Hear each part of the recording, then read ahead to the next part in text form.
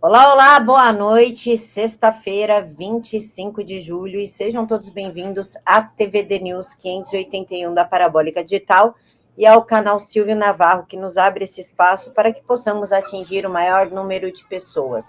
Hoje é sexta-feira, mas como vocês são pessoas inteligentes, não é S de sextou, é S de sabedoria com o Lucas Berlanza. Boa noite, Lucas. Boa noite, Camila. Boa noite a todo o público da TVD News que nos acompanha. Sempre uma satisfação estar com vocês.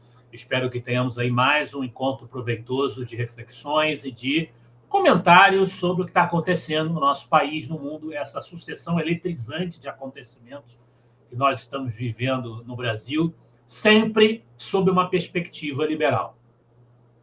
Lucas, antes da gente começar os temas de hoje, eu queria falar sobre o Instagram do Instituto Liberal, Instituto Underline Liberal, para que vocês possam seguir e ficar bem informado. Aqui, ó, tem até o Reels aqui, ó, vocês estão vendo? Tem corte dos programas, tem os Reels, tem card, tem carrossel, para que você fique informado de forma rápida, sem desinformação, sem fake news e sem lado, né, Lucas? Do lado da verdade, o lado daquilo que realmente acontece, sem querer enganar ninguém. Dito isso, Lucas, o que está acontecendo no Brasil, meu amigo, que é Moraes, manda prender Bolsonaro, manda soltar Bolsonaro, fala que ele passou por cima de determinação judicial, agora não passou tanto assim, não foi tão proposital assim, e Lula acabando com a economia do país. Hoje, Felipe G. Martins, desculpa, na quinta-feira, Felipe G. Martins falou que ele ficou numa solitária, sem luz, que ele é um preso político, que ele é um peso que querem esconder pelo erro cometido judicial. Um assistente do Moraes deixou claro que ele é amigo pessoal do Fábio Chor durante uma outra audiência. Inclusive, Lucas, o Judiciário em Foco, que eu adoro o Judiciário em Foco, fez um artigo muito bom sobre o que está acontecendo, chamado Soberania, a nova arma retórica do regime de exceção, porque antes usavam a história ali da defender a democracia, o Estado democrático de direito, e agora se fala em soberania, né, que estão atacando a soberania nacional. Como é que tu tá vendo todo esse cenário amalucado, Lucas? Porque eu, sinceramente, eu não sei. Mas o que pensar? Eu não sei, parece que eu estou vivendo num livro do George Orwell. Inclusive, Lucas, o pessoal que roubou o INSS vai fazer parte do Conselho em Defesa do Idoso. Pessoal que roubou os velhinhos, vão defender os velhinhos. Tu consegue compreender um negócio desse? Isso, na verdade, tem a ver com aquilo que a gente comentou no programa passado sobre o artigo do João Paulo Seixas, a inversão dos termos, das ideias, dos valores, dos conceitos, como uma prática sistemática dos movimentos revolucionários, dos movimentos de esquerda radicais. Na prática, é isso que esse pessoal faz.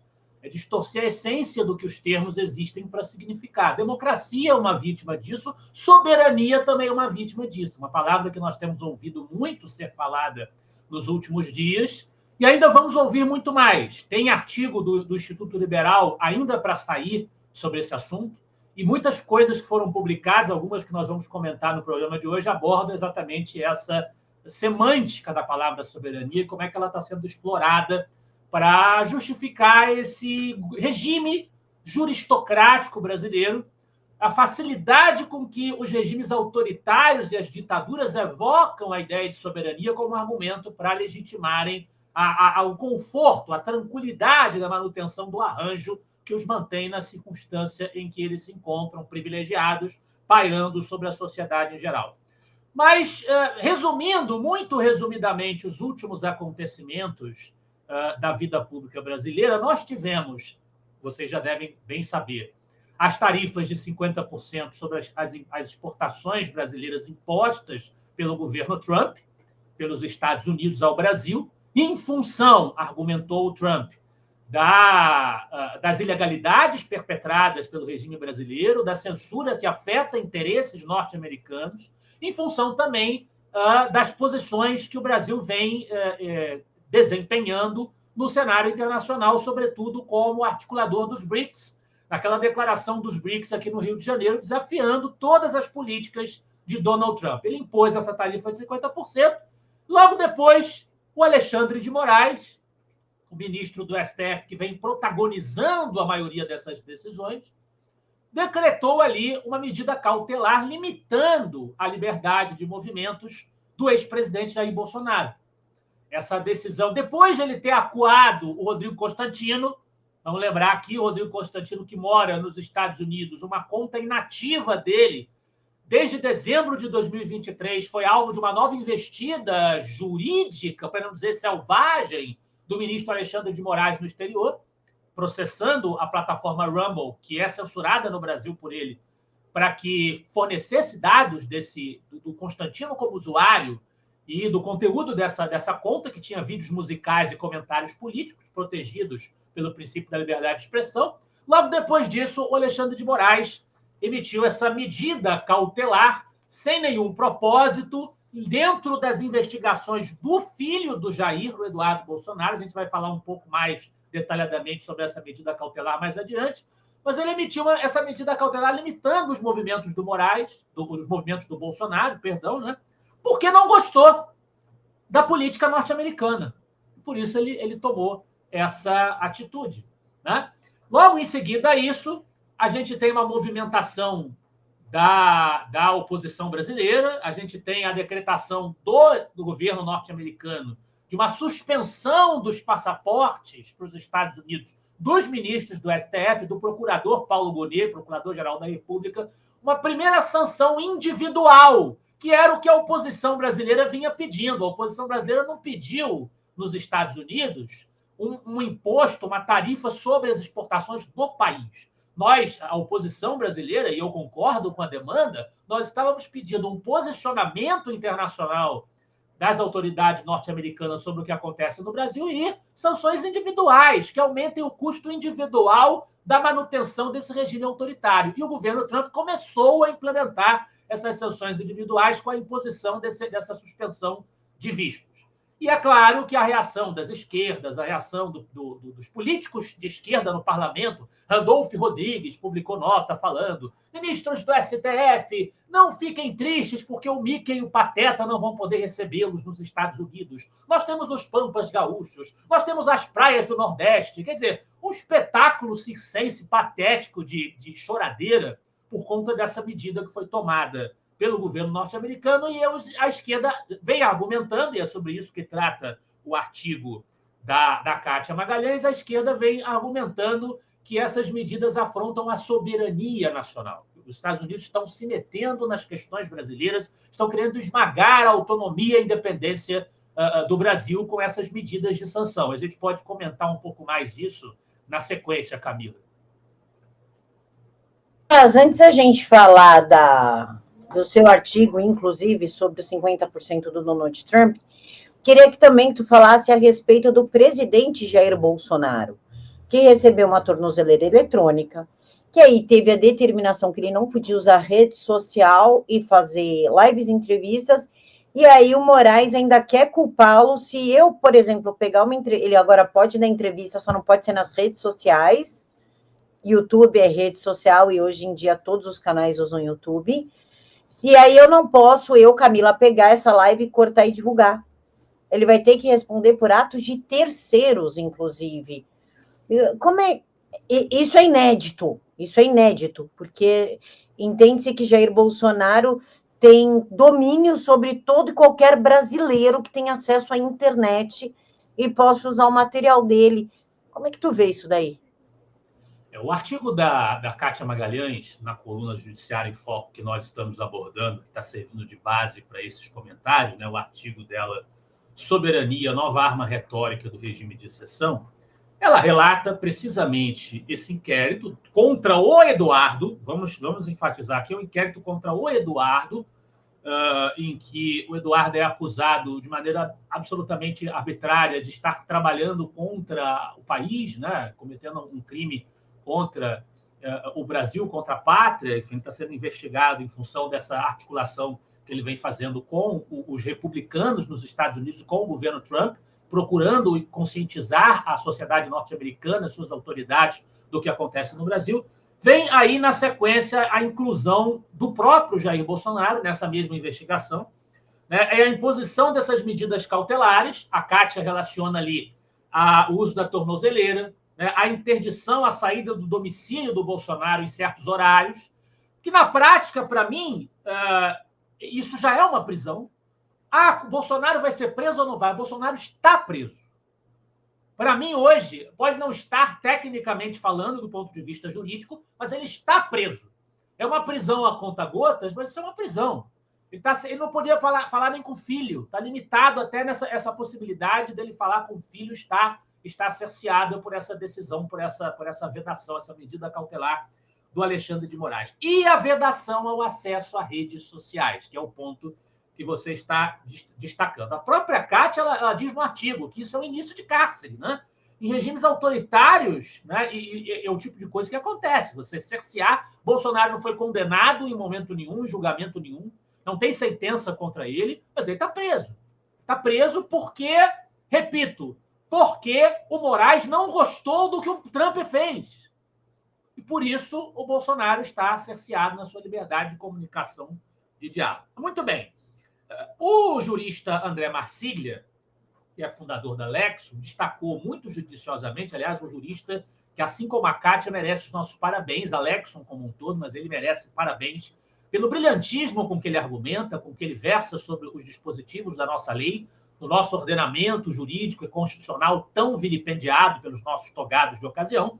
Ele vai dizer que a decisão do Moraes, que depois, questionando-se, né, o Bolsonaro, com a oposição se mexendo, o Bolsonaro deu uma declaração, apontou a tornozeleira eletrônica, ele foi gravado falando isso foi divulgado em redes sociais.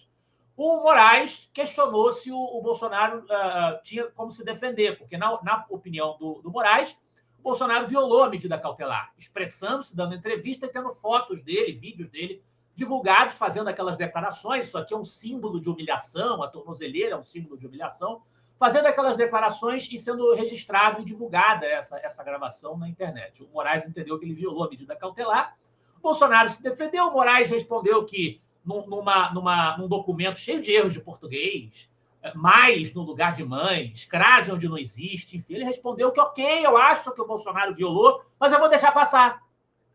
O Moraes deixou passar dessa vez, não colocou o Bolsonaro na cadeia, literalmente, né? Por que será que o Moraes não tomou a atitude mais violenta nesse momento de encarcerar o Bolsonaro? Se ele fizesse isso, no dia seguinte, todas as manchetes do mundo inteiro iam ter que falar que o ex-presidente do Brasil foi preso porque abriu a boca em público. Como se fosse necessária mais alguma coisa, seria a mais plena explicitação do arbítrio que o Brasil está vivendo hoje, das ilegalidades que o STF vem perpetrando. Muito bem.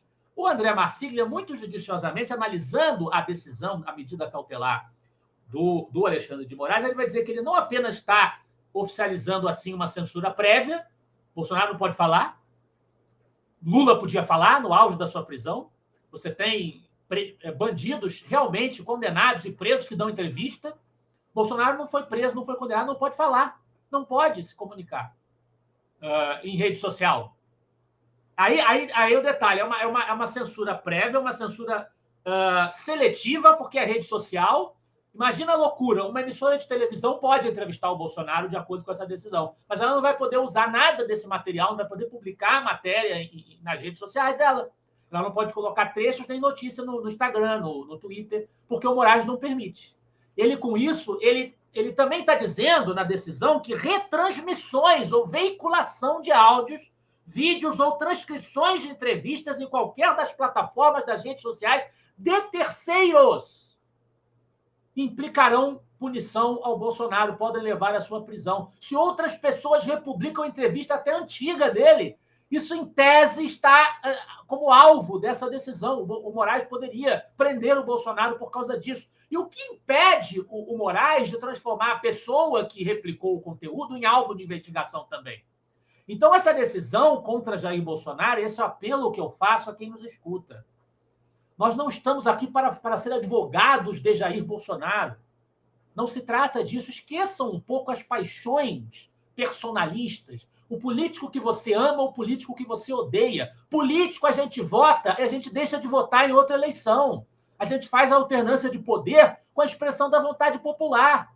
Agora, se nem isso está garantido, se a nossa liberdade de nos associarmos, escolhermos as forças políticas que nós queremos eleger, enquanto sociedade não estiver garantida, isso é uma ameaça para todo mundo, não é uma ameaça só para o Bolsonaro ou para a militância bolsonarista, não, senhor.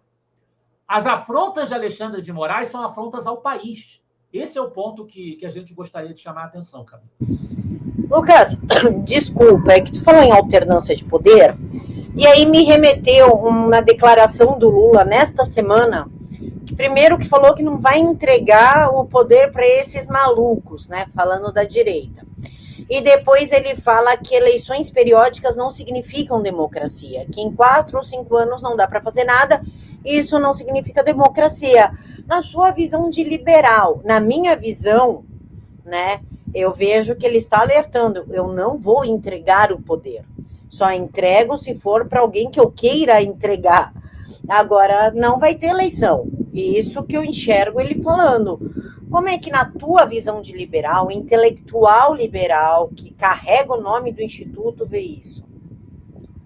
Eu vejo isso com muita preocupação, Camila. Eu acho que o presidente da República Federativa do Brasil ele não poderia se expressar dessa forma. Eu me lembro muito bem de João Goulart, durante o comício da Central, em 1964, nós tivemos ali discursos claramente contra a democracia burguesa, essa democracia que está aí, esse Congresso que está aí, isso aí tem que acabar, pedindo ali, Brizola insuflando o Grupo dos 11. O que o Lula está fazendo também é, sob o manto de defensor da democracia, descredibilizar as instituições democráticas propriamente ditas, coisa que o PT, o STF, acusam o Bolsonaro de fazer o tempo todo, mas já faziam muito antes. O PT chamou o impeachment da Dilma Rousseff um dispositivo eminentemente constitucional de golpe de Estado.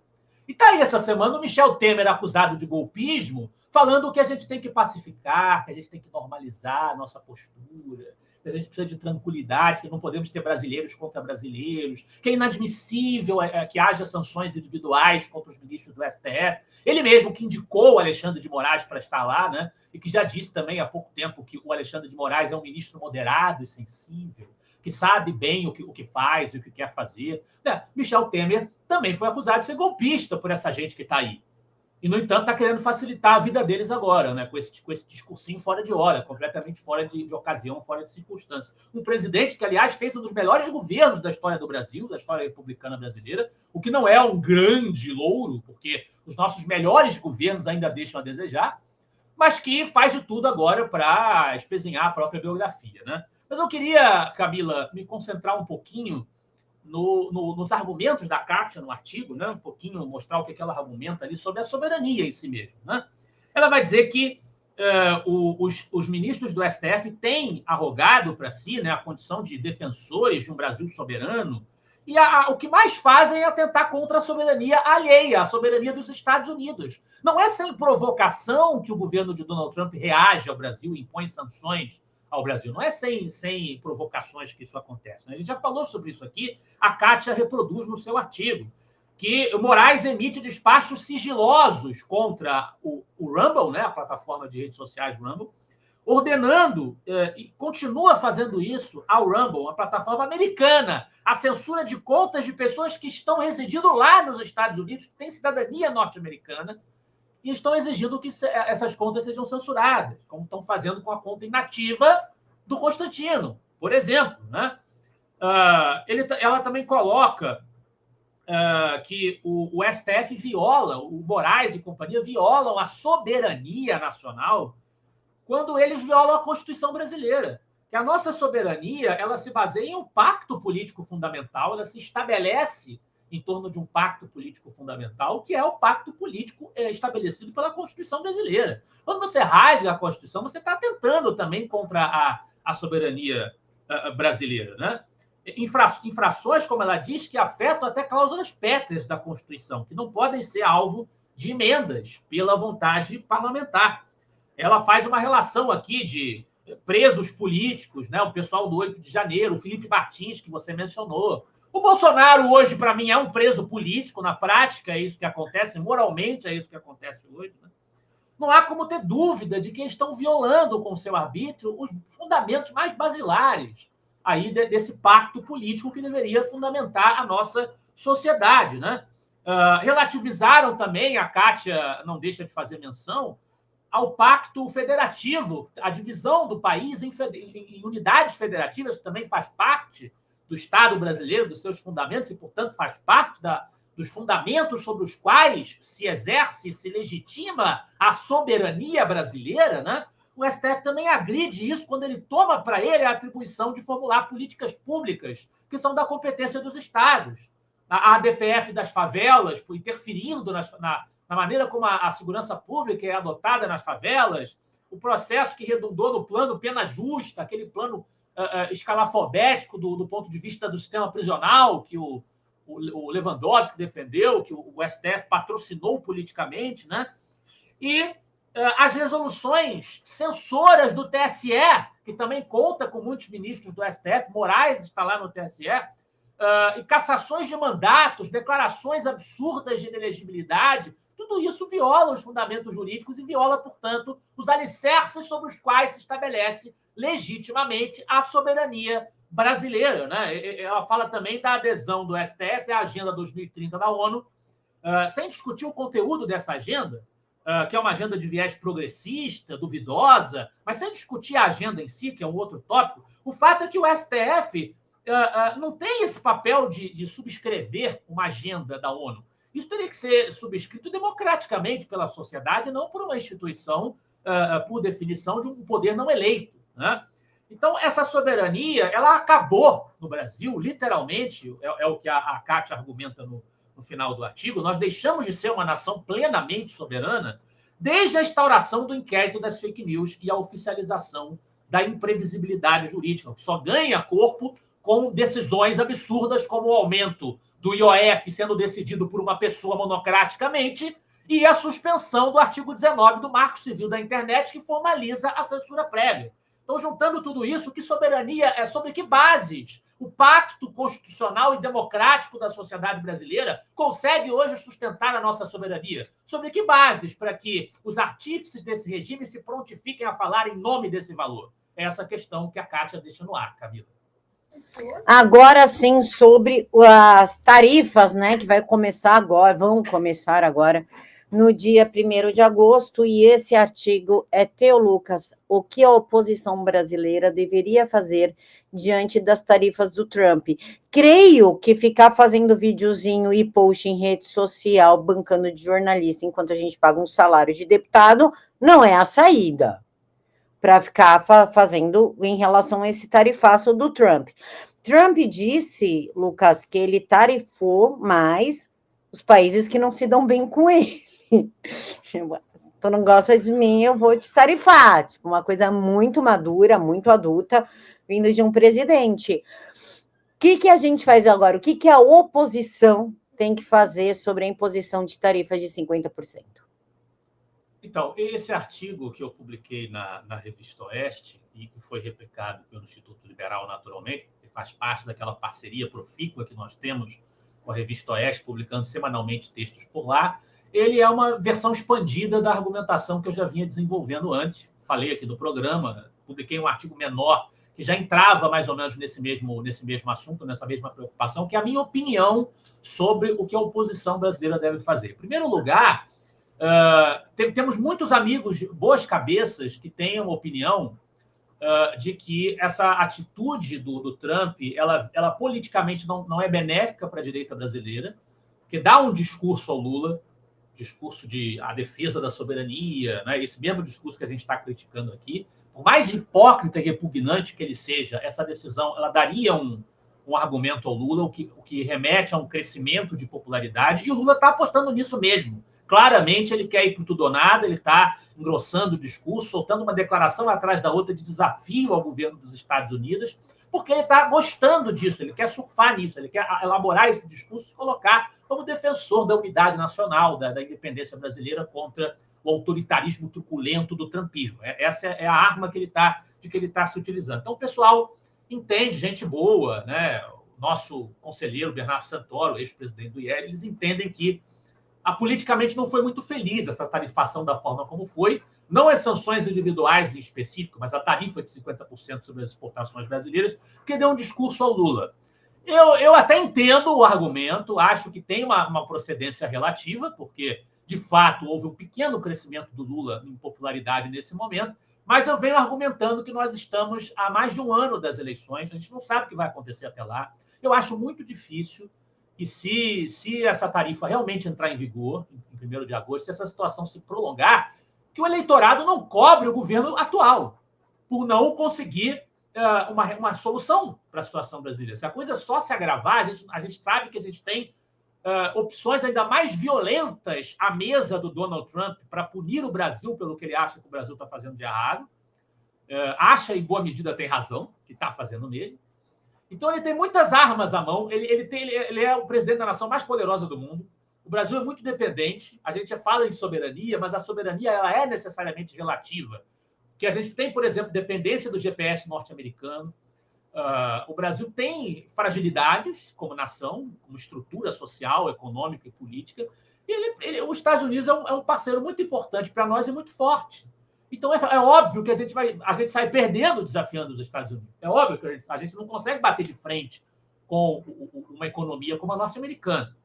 Então, assim,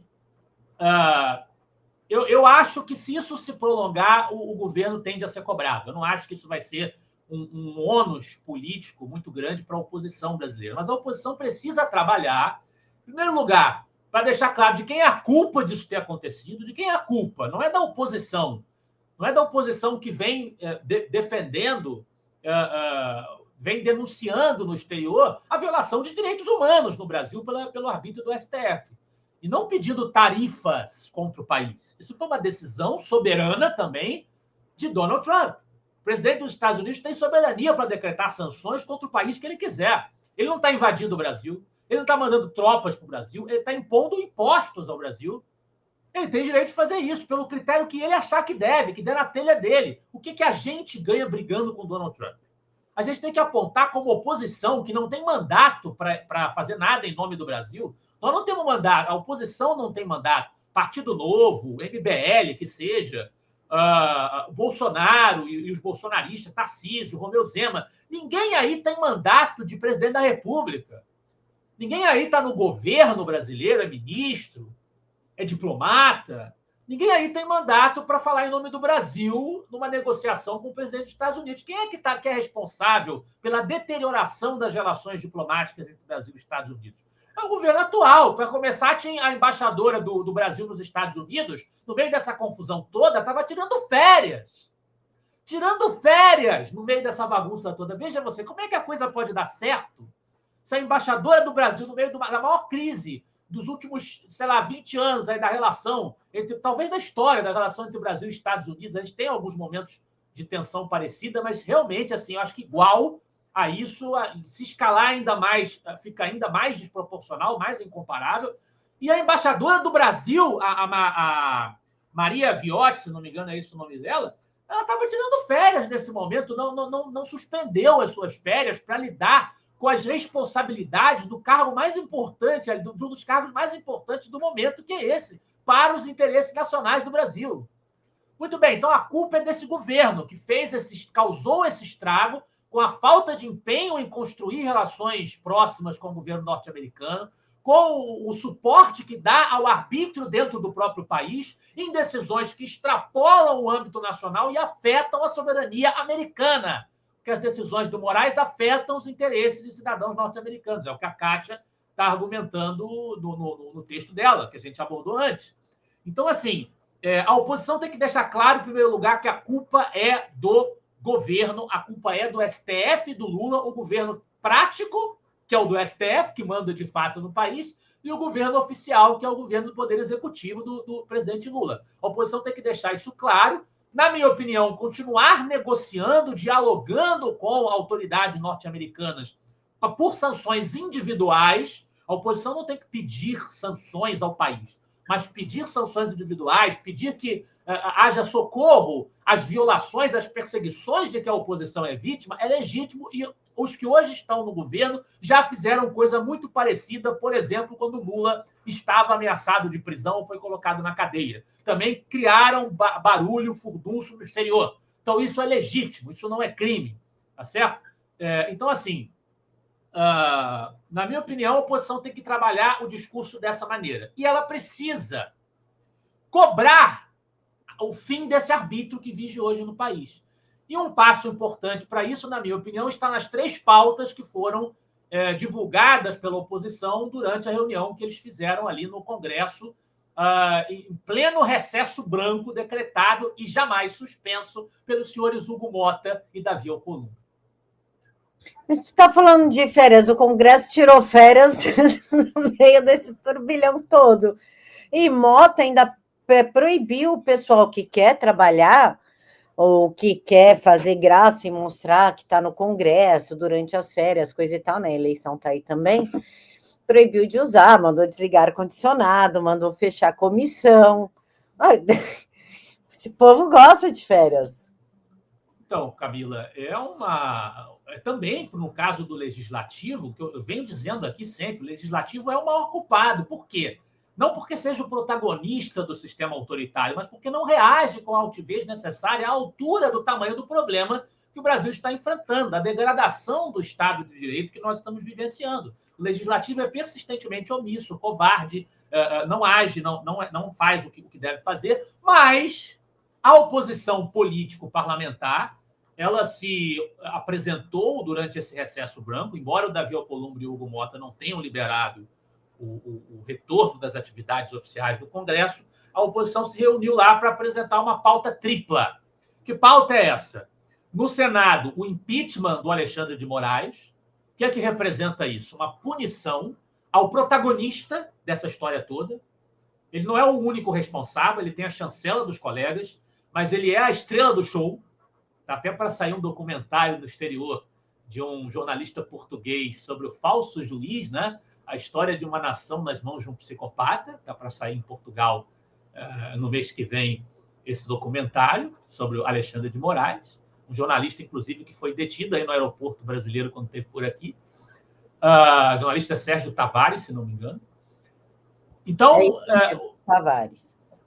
O Moraes é o protagonista dessa história toda. Você punir o Moraes já é... Eu venho sempre dizendo aqui, impeachment o ministro do Supremo é mostrar que as ações deles não têm consequências. Eles não podem fazer o que quiserem sem consequência. É um recado importante para arrefecer a escalada autoritária da nossa juristocracia. Segunda pauta que vem na Câmara dos Deputados é a anistia.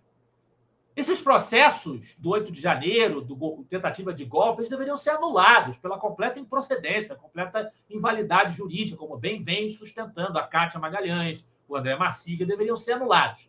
Mas já que as coisas se estenderam até este ponto, a anistia é uma maneira de encerrar, de passar a borracha nas violações de direitos humanos individuais que estão sendo cometidas agora, principalmente contra as vítimas das prisões draconianas do 8 de janeiro, pessoa condenada a 14 anos e multa por pichar estátua, pessoas presas porque estão aglomeradas, enfim. Esse tipo de arbítrio, de absurdo, até quem praticou vandalismo já está excedendo a pena dessas pessoas, né? Então, que não foram condenadas por vandalismo, foram condenadas por crimes impossíveis de cometer, atentado ao Estado de Direito e outras sandices, né? Então, a anistia acaba com isso, passa a borracha nisso.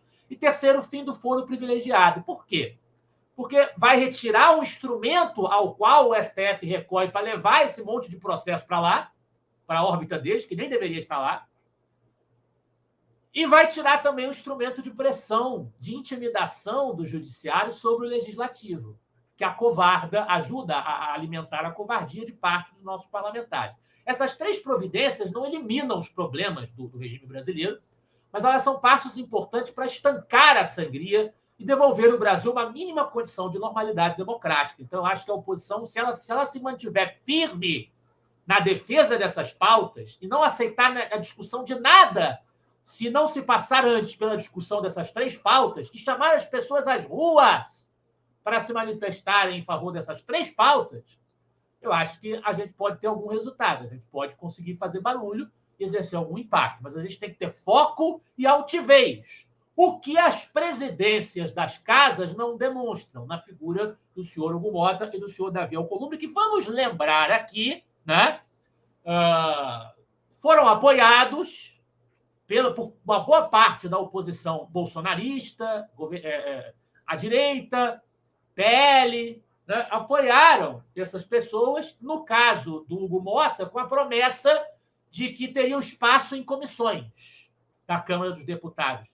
De que servem as comissões se sequer a autoridade, em primeiro lugar, do parlamento está garantida, e o OF está aí para provar isso.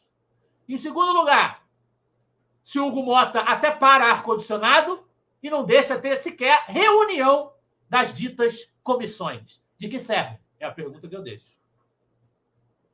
Lucas, inclusive o Santoro, Bernardo Santoro, escreveu também um artigo. O negócio foi tão impactante que as pessoas estão no Instituto Liberal, elas estão, cada uma escrevendo, na sua visão, tentando elucidar para o povo o que está acontecendo, algo que eu não sei se tem como elucidar, porque precisa ler um livro de ficção, tu precisa trocar ideia com o roteirista da Netflix, para a gente conseguir entender qual que é o roteiro do Moraes, porque é uma série ali meio suspense, meio policial, meio fantasiosa, o cara é criativo, a verdade é essa, a Netflix chupa, a gente tem Moraes.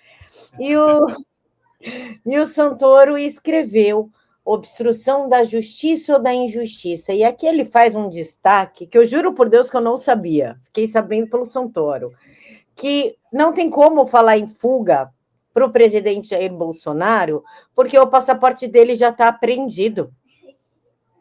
Então, como é que eles colocaram uma tornozeleira para ele não fugir, se não tem como ele fugir, já que ele não tem passaporte?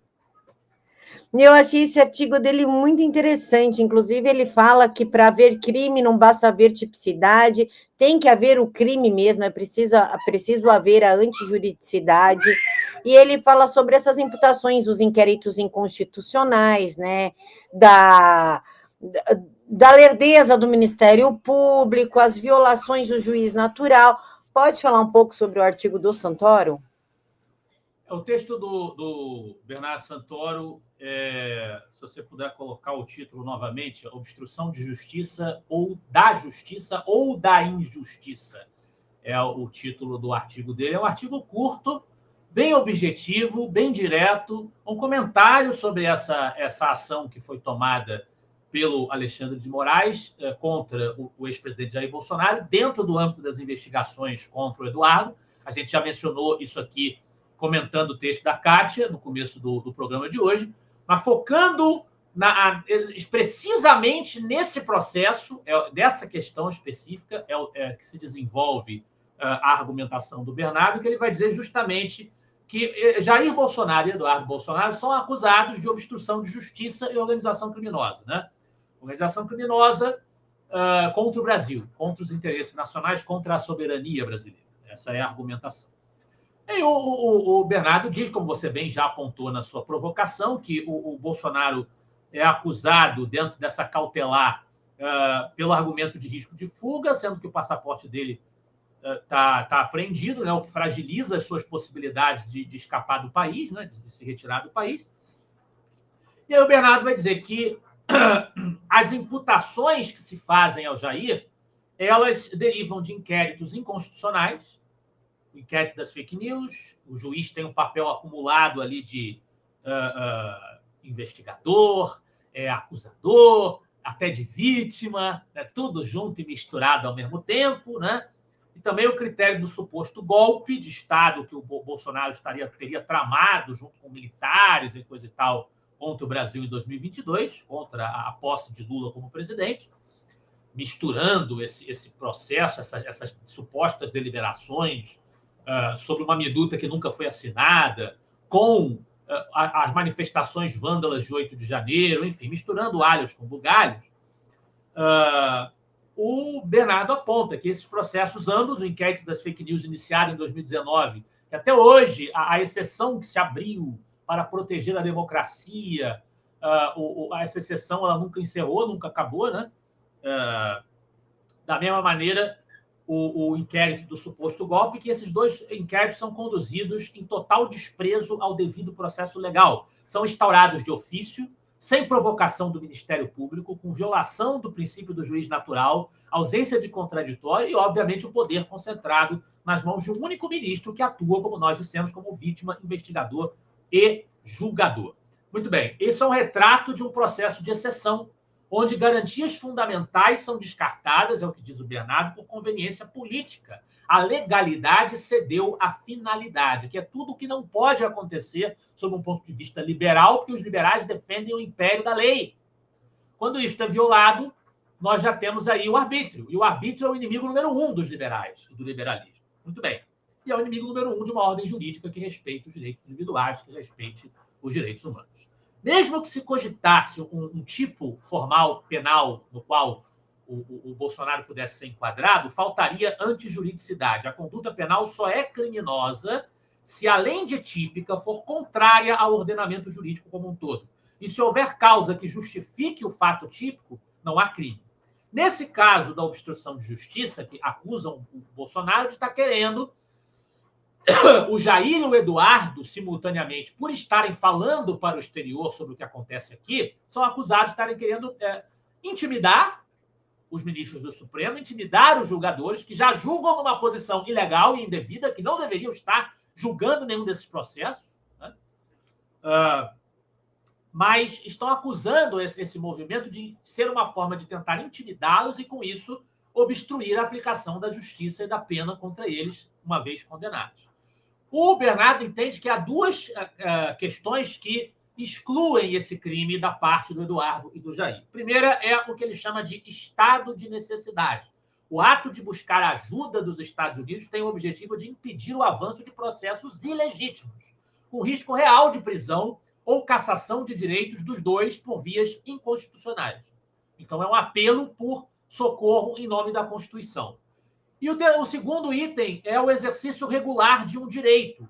É um direito de qualquer um buscar apoio e proteção internacional contra abusos de direitos humanos. E isso é garantido pela Constituição brasileira e por tratados internacionais. Não se criminaliza a autodefesa legal e diplomática. Então, se falta antijuridicidade, se tem esses excludentes, não há crime. É uma reação legítima que o ordenamento jurídico contempla. Politicamente, o Bernardo discorda dessa estratégia. Eu, pessoalmente, acho que eles têm que fazer isso, no sentido de ajuda e falar com a autoridade norte-americana. Eu acho que isso é importante. O que o Trump faz é a decisão dele.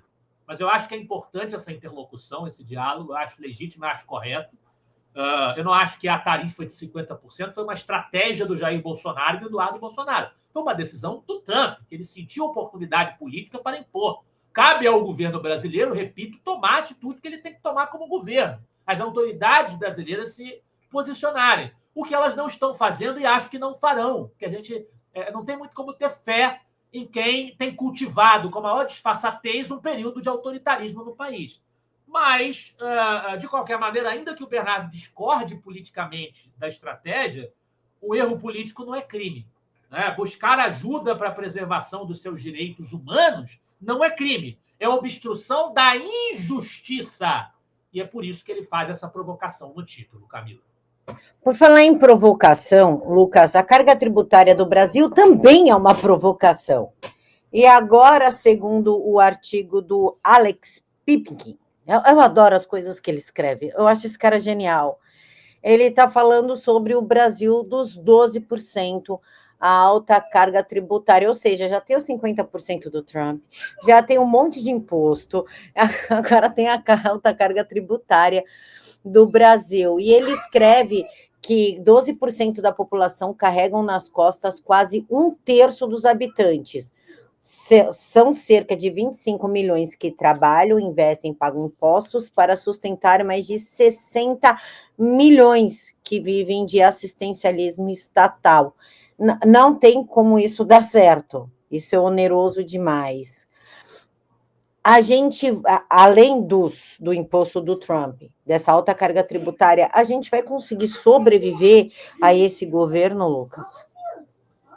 Então, o artigo do Alex Pipkin, que justamente se intitula Alta Carga Tributária, o Brasil dos 12%, ele não se concentra imediatamente nas questões do momento que nós estamos vivendo, mas ele faz um diagnóstico do que vem sendo a lógica de comportamento do Estado brasileiro. A altíssima carga tributária, como vocês estão vendo aí no destaque da tela, nós trabalhamos 149 dias por ano só para alimentar o Estado, para alimentar essa máquina inchada, que o governo não reduz nas suas despesas, nas suas dimensões, muito pelo contrário, alimenta e acumula, ele também fala isso ali no texto, penduricalhos e mais penduricalhos, privilégios para a elite do funcionalismo público, enquanto nós precisamos suar para pagar as nossas contas, para pagar esses impostos também, que alimentam a bonança dessa gente, que alimentam as vantagens dessa gente.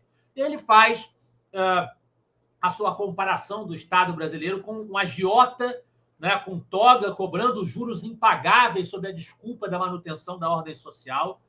O Estado tem a função de manutenção de ordem social, segurança, justiça, o respeito aos contratos, mas o Estado brasileiro faz muito mais do que isso. O Estado brasileiro é empresário, o Estado brasileiro ele alimenta os salários escalafobéticos, hecatômbicos de juízes do Brasil inteiro, aumentando os proventos da alta cúpula. Você estimula o aumento dos proventos das esferas mais inferiores, você tem efeitos cascata, e esses efeitos cascata vão pesar no bolso de todo mundo, aumentar a inflação.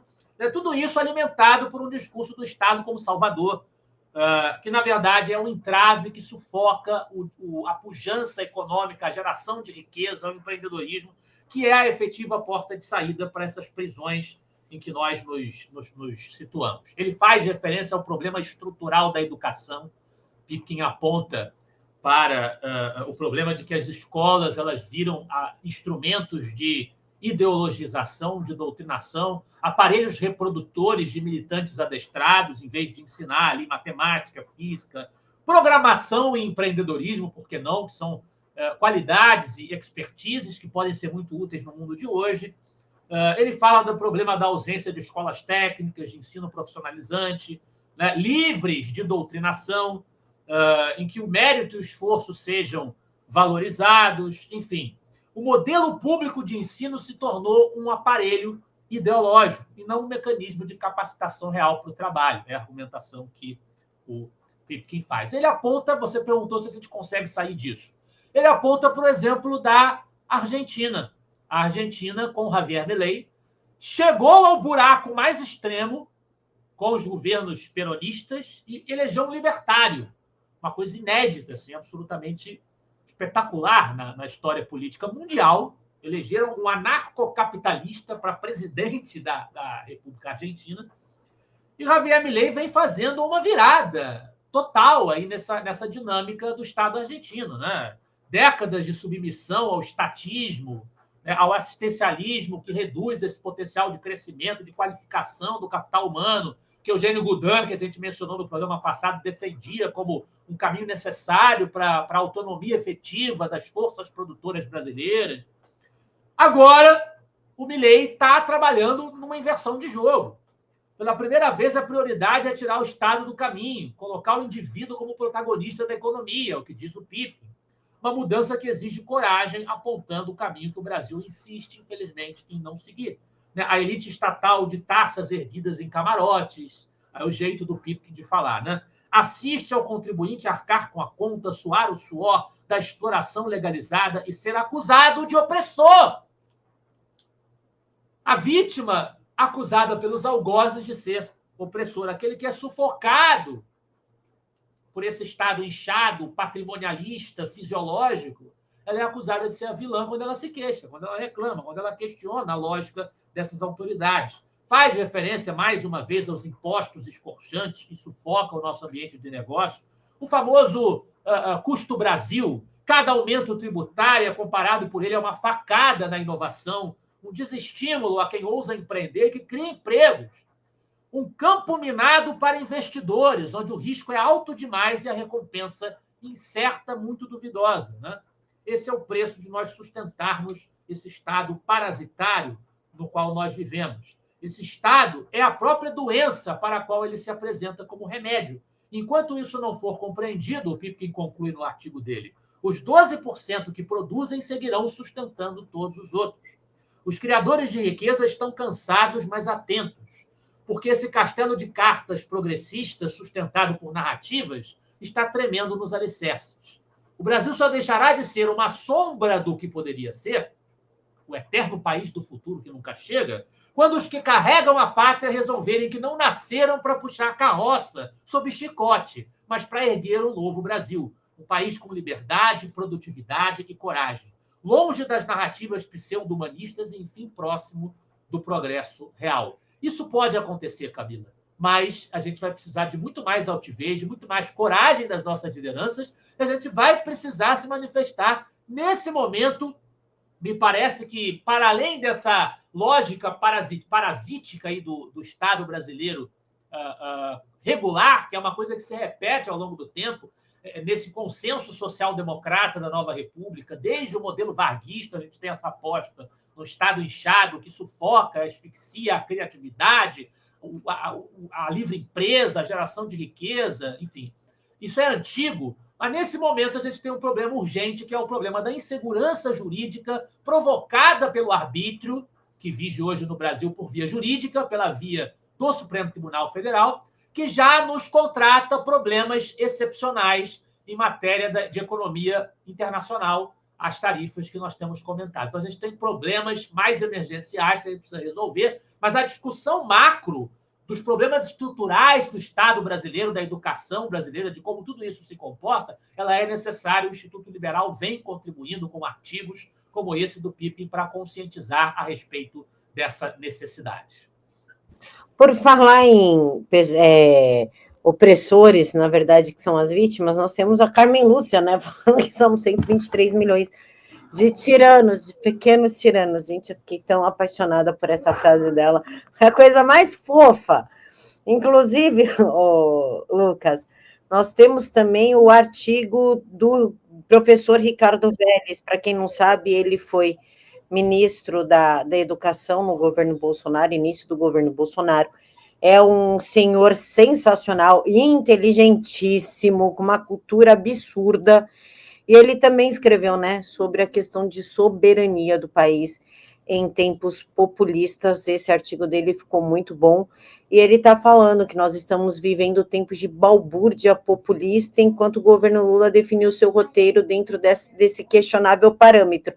É muito falatório, muita mentira, muita postura populista e nada efetivo, né? E nada. Inclusive, Lucas, saiu há pouco que o Lucas desafiou o Trump. Falou que se o Trump está jogando truco, então ele vai jogar 6, que ele é muito bom de jogar truco. Eu não desafiei o Trump. Eu também não. Não, eu você também falou não. O Lucas desafiou o Trump. Lula! Lula, desculpa, é que eu fiquei tão besta. Então, provocativo, o presidente do Brasil mandou um recado direto para o governo Trump. Se ele estiver trucando, vai tomar um 6. Ah, tá. Mas é isso que a gente tem dito, Camila. Você vê como é que é a irresponsabilidade do mandatário, chefe das Forças Armadas, autoridade do Executivo brasileiro, como é a responsabilidade com que ele se porta diante do mandatário da nação mais poderosa do mundo, o parceiro comercial no hemisfério ocidental mais importante do Brasil, o nosso segundo maior parceiro comercial. A postura dele é essa. O que a gente vai conseguir com isso? Né? Qual é ele pode conseguir esses aumentos de popularidade nesse momento, que, na minha opinião, como eu disse, não se sustenta isso daí por longo tempo. Parece que algumas pesquisas posteriores já demonstraram uma retração, mas a resolução do problema e o benefício no bolso do brasileiro, do nosso setor produtivo, isso a gente não vai ter se o Lula insistir nessa receita de dobrar a aposta. Né? A gente não ganha nada com isso, o brasileiro não ganha nada com isso. E o artigo do professor Vélez também versa muito sobre essa postura do Lula, né? que é uma postura bem populista, não faz nada, usa o Bolsonaro muitas vezes, né? Ele diz aqui, ó, celeremente, o ex-presidente que tinha sido condenado pela justiça, que cumpria a pena de detenção na sede da Polícia Federal em Curitiba, foi liberado da cadeia por decisão do STF, a fim de que pudesse concorrer às eleições de 2022 e se elegesse. Aí fala que ele tomou posse, começou a falar do presidente Bolsonaro, e sempre essa postura de discurso que a Clark dele quer ouvir, sem fazer nada efetivo, né? Não interrompe a censura, não interrompe a perseguição, na verdade ele apoia. E eu queria que você falasse um pouco sobre o artigo do professor. Vamos lá. Professor Vélez é um grande amigo, além de ser uma figura de uma grande cabeça, colombiano de nascença, naturalizado brasileiro, mas poucas pessoas estudam tão judiciosamente a história pátria do Brasil como o professor Vélez. Fico muito feliz de trazer um artigo dele aqui para o nosso programa e divulgá-lo mais para o público da TVD News. O professor Vélez ele utiliza essa retórica que o STF e a esquerda vem utilizando, vem empregando como defensores da soberania, para discutir o conceito de soberania sob uma perspectiva liberal. Ele se serve da obra de Benjamin Constant de Rebecque, um autor liberal franco-suíço do século XIX, muito lido por Dom Pedro I no Brasil. Benjamin Constant, na sua obra Princípios de Política, analisa a ideia de soberania, contrapondo-se à perspectiva de Jean-Jacques Rousseau, o pensador genebrino, que estabeleceu o que nós chamamos de democratismo russoniano, né? E ele, discutindo com a ideia da vontade geral de Rousseau, que dissolve o indivíduo num todo coletivo, ele propõe uma alternativa de raciocínio sobre o problema da soberania. E algumas citações têm muito a ver com isso que você acabou de citar, Camila, da Carmen Lúcia. A Carmen Lúcia falando, nós temos 213 milhões de soberanos, soberanos autoritários, a gente não pode ficar à mercê de 213 milhões de soberanos. Isso nos leva a uma discussão sobre soberania, ajuda no raciocínio que o professor Vélez faz aqui, porque ele, citando Constant diz assim: o reconhecimento abstrato da soberania do povo, o Brasil é soberano, o povo brasileiro é soberano, ponto. A nação brasileira é soberana. E aí o STF pega essa frase e se levanta contra o Trump, contra tarifas, contra sanções, etc. e tal. O reconhecimento abstrato da soberania do povo não aumenta em nada a soma de liberdade dos indivíduos, que é com que o liberal está, à primeira vista, preocupado. E se lhe for atribuída uma abrangência indevida, pode-se perder a liberdade, apesar e contra esse mesmo princípio. Se os indivíduos não tiverem a soberania sobre o exercício dos seus direitos individuais, a soberania da nação, do povo, do Estado, da autoridade política, não lhes favorece em nada. O que adianta digamos, os chineses presos pelo regime chinês ou os norte-coreanos presos pelo regime coreano, se a China e a Coreia do Norte se dizem soberanas? O que lhes importa isso, se do bem da liberdade eles não desfrutam?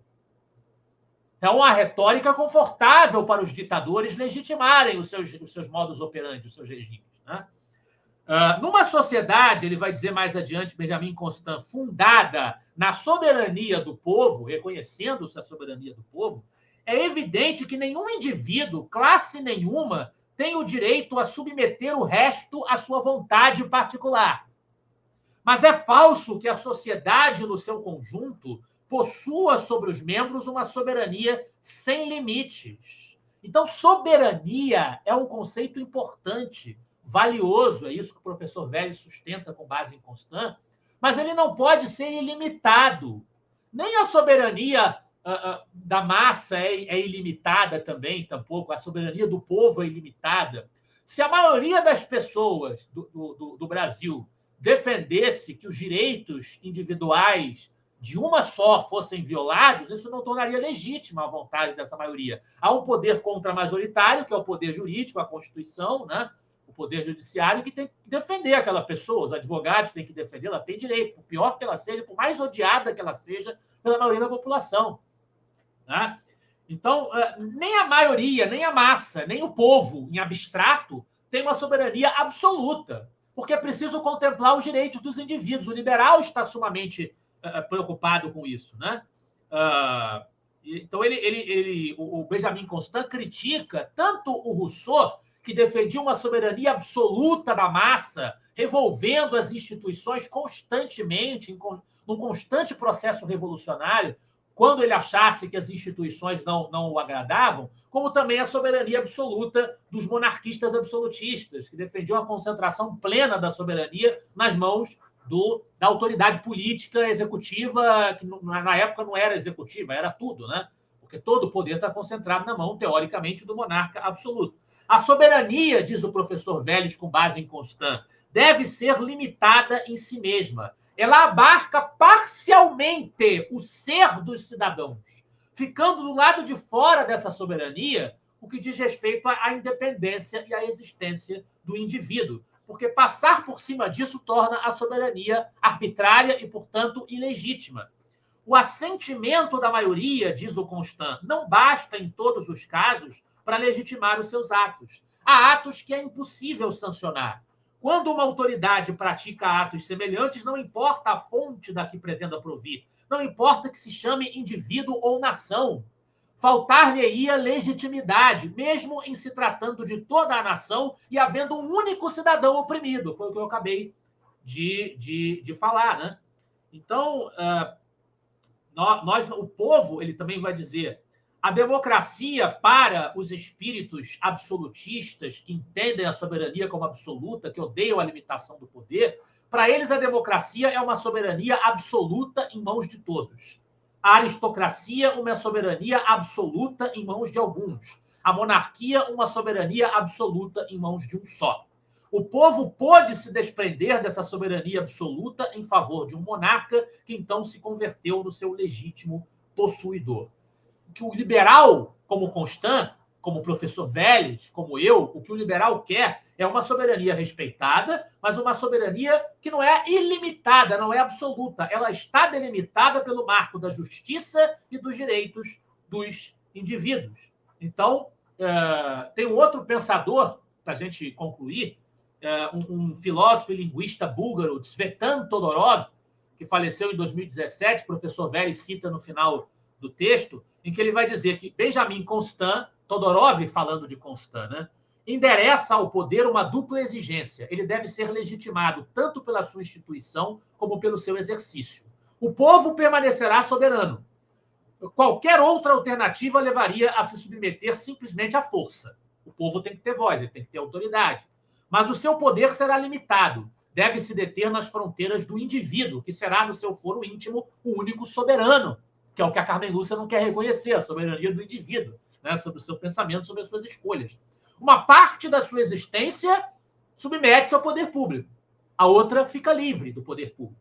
Não se pode, pois, regulamentar a vida em sociedade em nome de um princípio único. O bem-estar da coletividade não coincide forçosamente com o do indivíduo. Tanto a preocupação democrática quanto a preocupação liberal têm que estar casadas. É o que nós chamamos de democracia liberal, resultante de um equilíbrio difícil, como o próprio Todorov reconhece, mas é por isso que o pensamento de Benjamin Constant permanece atual. O Estado moderno nos oferece esse desafio, nós temos que lutá-lo constantemente. Então, a soberania não pode ser usada como desculpa para o arbítrio contra os direitos dos indivíduos. E isso já foi defendido aqui pelos artigos da Kátia, pelo artigo do Bernardo, né? Os textos deles mostrando o direito que os indivíduos têm de denunciar as violações que eles sofrem à sua soberania individual, aos seus direitos como seres humanos, né? E que, soberanamente, os Estados Unidos, como nação soberana que são, impõem as taxações ou as sanções que eles acham que devem impor. É uma decisão soberana. Se eles violassem a nossa soberania, teriam nos invadido, teriam mandado bombas para cá, teriam nos atacado. Não fizeram nada disso. Então, tudo está sendo feito dentro dos marcos da soberania. Não existe agressão à soberania, a não ser aquela que, como bem disse a Kátia no artigo dela, vem sendo perpetrada pelos juristocratas brasileiros contra a sociedade brasileira. Até agora eu não entendi como eles acham que o Trump fere a soberania brasileira impedindo alguém de entrar no país dele. Não liga lá e concreto. Se você entender, depois me explica. O país é meu, eu decido. É na minha casa. Eu decido quem entra e quem sai da minha casa. Isso não fere o direito de ninguém. É meu direito, não estou ferindo ninguém. Não entendi até agora isso. Nem vai entender porque não tem sentido. Lucas, livraria, né? Hora de falar de livro, o pessoal aqui da TVD gosta. A livraria do Instituto Liberal, para variar, está com desconto. Tem uma aba, pessoal, só de desconto, ó, ofertas da livraria do Instituto Liberal. Aí vocês clicam, vai estar tudo aqui organizadinho, bonitinho, tudo com livro, com curadoria, tá? Vocês não vão achar nada esquerdista, nada fazendo culto ao comunismo, nada enaltecendo autor comunista, nada, tá bom? É tudo com curadoria, é tudo muito bem pensado. E hoje, Lucas, eu vou indicar o Tocqueville, da Democracia na América, para ver se o povo entende um pouquinho de democracia, o que é democracia, fica aí a dica. Barroso gosta muito de livro, né? Ele gosta de poesia, ele gosta de livros, então tá aí, Barroso, uma dica para o senhor. E tu, Lucas, indica qual? Eu vou aproveitar, óbvio, a tua indicação é absolutamente essencial. Tocqueville, que eu, inclusive, resenho no meu guia bibliográfico da Nova Direita, Democracia na América. Tocqueville, para mim, é uma criatura assim, rara, do tipo que você... É raro um personagem desse aparecer na história humana. É uma cabeça extraordinária. Eu só preciso dizer do Tocqueville que, nesse livro, inclusive, ele prevê a Guerra Fria, literalmente ele prevê a Guerra Fria no século XIX. Ele prevê um mundo dividido entre Rússia e Estados Unidos. É realmente uma cabeça magistral. Mas eu vou ficar, como indicação minha, com um dos livros do professor Vélez, já que a gente acabou por citá-lo, né? Que inclusive fala de Tocqueville. Está ali embaixo, o liberalismo francês. Está aparecendo ali na tela já, ali. Liberalismo francês, do professor Ricardo Vélez, em que ele aborda os liberais doutrinários franceses, Guizot, Benjamin Constant, está ali na tela, na capa do livro, Tocqueville está na capa do livro, Raymond Aron, Jacques Necker, Madame de Staël, os grandes liberais franceses, que é uma coisa importantíssima da gente chamar a atenção, porque uma boa parte da nossa direita odeia a França, né? Tudo que vem da França não presta, a França é um antro da esquerda e coisa e tal, e isso é mentira. A gente tem muita coisa boa que veio da França, do pensamento político que veio da França. Estão aí grandes liberais franceses para serem estudados, que são fundamentais para pensar o próprio Brasil, porque os fundadores do nosso país leram muitos desses autores, né? Então, fica aí, como eu disse aqui, Benjamin Constant, que ele citou no artigo sobre soberania, era lido por Dom Pedro I, influenciou o pensamento de Dom Pedro I. Guizot, Tocqueville foram lidos por Visconde de Uruguai, grande estadista do Partido Conservador brasileiro, franceses. Então, assim, tem muita coisa importante em termos de liberalismo e conservadorismo que foi produzida na França e a nossa direita tem que parar um pouco com esse preconceito idiota, né? Então, fica aí a minha recomendação do livro O Liberalismo Francês, a Tradição Doutrinária, isso, se eu não me engano, no subtítulo. Subtítulos eu quase sempre esqueço, é isso aí. A tradição doutrinária e a sua influência no Brasil, para mostrar também a importância que esses autores tiveram no pensamento brasileiro. Fica aí a dica. Também resenhei esse livro no Instituto Liberal, então fica aí a dica para o espectador da TVD News. E volto a pedir para o pessoal seguir o Instagram do Instituto Liberal, instagram.com, para quem não tem, instagram.com, faz o teu perfil lá, segue o Instituto Liberal, Instituto _Liberal, para que você fique bem informado, de forma rápida, prática, sem desinformação, sem lado, a notícia pela notícia, a opinião pela opinião, sem floreios, né, Lucas? É isso aí, essa é a expectativa. Fica o convite para todo mundo. Sigam o Instituto Liberal. Lucas, meu amigo, quero te agradecer. Muito obrigada por mais uma participação. Eu que agradeço em nome do IEL, a TVD News, e espero encontrá-los novamente na próxima ocasião.